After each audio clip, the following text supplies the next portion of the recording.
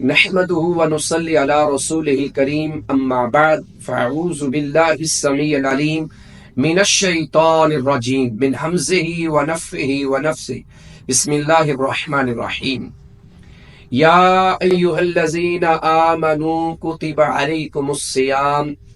اے ایمان والو تمہارے اوپر روزہ یا روزے فرض کیے گئے ہیں۔ رمضان کی سیریل ایک چل رہی ہے اور رمضان کے اہم مسائل کے اوپر بات ہو رہی ہے، تو رمضان کے مسائل کے حوالے سے مریض کے روزے کی بات ہوئی تھی۔ وہ مریض جو عارضی مریض ہے، جو رمضان میں چند دنوں کے لیے بیمار ہوا، اس کا مسئلہ میں نے پہلے بتا دیا ہے۔ اب ایسے مریض کے بارے میں، اور اکثر لوگ ہم سے یہ سوال کرتے ہیں، جو دائمی یا ابدی اور ہمیشہ کے لیے بیمار ہیں۔ کئی ایسے پیشنٹ ہوتے ہیں جیسے شوگر کے پیشنٹ ہیں اور وہ ابدی بیمار ہیں،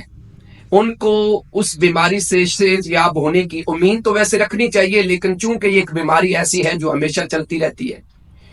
اور کچھ لوگوں کی شوگر کا معاملہ ایسا ہوتا ہے کہ ان سے بھوک پیاس بالکل برداشت نہیں ہوتی، اور اسی طریقے سے ایسے ضعیف العمر لوگ جو بہت زیادہ ضعیف ہو چکے ہیں، بہت زیادہ بوڑھے ہو چکے ہیں، اور ان سے بھی بھوک اور پیاس برداشت نہیں ہوتی، ایسے لوگوں کے بارے میں شریعت کیا کہتی ہے؟ تو ایسے لوگوں کے بارے میں شریعت نے یہ کہا ہے کہ جو بندہ طاقت رکھتا ہے کہ وہ فدیہ دے دے۔ یہ سورہ البقرہ کی آیت نمبر 184 میں اللہ نے بات کی ہے، تو اس میں اللہ تعالی نے یہ کہا ہے کہ وہ پھر فدیہ دے دے، کہ ایک مسکین کو جتنا کھانے کی ضرورت ہوتی ہے اتنا کھانا وہ یومیہ ان کو پروائیڈ کر دے، فدیہ دے دے۔ اب اس کے بارے میں حضرت عبداللہ بن عباس رضی اللہ تعالیٰ عنہما کا قول صحیح بخاری میں موجود ہے، اور وہ یہی کہتے ہیں کہ مریض جو ابدی مریض ہے اس کے حوالے سے، یا کوئی بہت ضعیف العمر بندہ ہے، بہت بوڑھا ہے، اس کے حوالے سے یہی حکم ہے کہ جو بندہ روزہ نہیں رکھ رہا اپنی ابدی بیماری کی وجہ سے، وہ یومیہ ایک مسکین کو کھانا دے گا،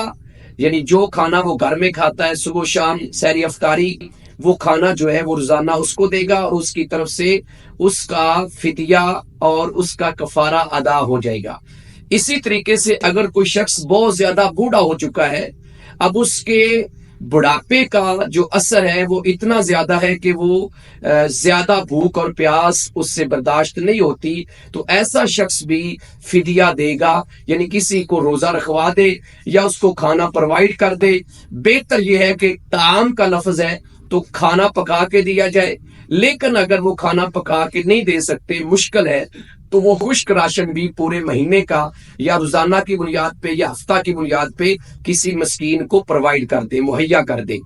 یہاں پہ حضرت انس رضی اللہ تعالیٰ عنہ کی بات میں اور ان کا عمل آپ کے سامنے رکھ دیتا ہوں۔ صحیح بخاری کی حدیث ہے کہ جب وہ بہت زیادہ ضعیف ہو گئے، بہت زیادہ بوڑھے ہو گئے، تو پھر وہ رمضان میں مسکین کو فدیہ دے دیتے تھے، روزہ خود نہیں رکھتے تھے۔ لہٰذا جو ابدی بیمار ہے اور جو بہت ضعیف العمر ہے، اس کے لیے شریعت نے یہ رخصت رکھی ہے کہ وہ روزہ خود نہ رکھے، اپنی جگہ پہ کسی کو فدیہ دے دے اور روزہ رکھوا دے، روزہ افطار کروا دے، تو اس کو ثواب جو ہے وہ مل جائے گا۔